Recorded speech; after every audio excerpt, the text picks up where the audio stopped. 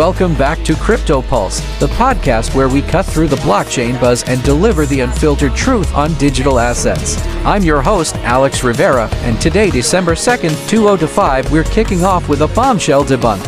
BlackRock is not exiting the cryptocurrency market.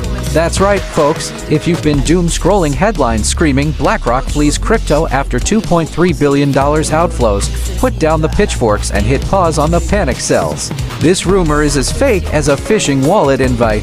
BlackRock's iShares Bitcoin Trust, or IBIT, isn't packing its bags. It's still the undisputed king of spot Bitcoin ETFs, raking in record revenues and holding over $50 billion in assets under management. Their execs called last month's outflows perfectly normal market jitters, not a full retreat. So, let's set the record straight and dive into the real drama, the wild cash flows that define November and what they mean for December. Stick around, you won't want to miss this. Alright, let's break down the numbers because in crypto, cash flows are the heartbeat of the beast. November 2025 was a bloodbath for Bitcoin. ETF's total outflows hit a staggering $3.48 billion across all spot funds, the biggest monthly exit since February's $3.3 billion dip.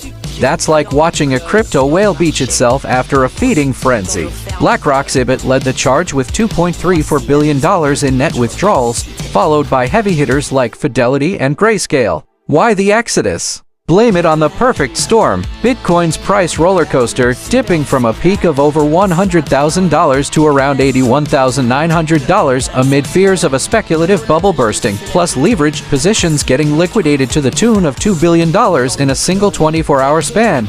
Investors weren't fleeing crypto entirely, they were just rotating out of volatile ETFs into safer harbors or direct holdings, spooked by thin holiday liquidity and macro whispers of tighter Fed policy. But here's the plot twist that turns this tragedy into a thriller. By month's end, the tide turned.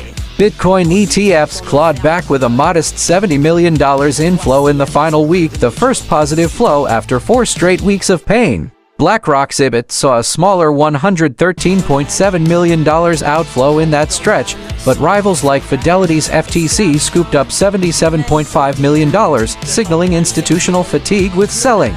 Overall, the crypto market cap hovered near $3 trillion, down 5.2% for the month. But with Bitcoin stabilizing above $80,000, analysts are eyeing a December rebound if we break $110,000. These outflows?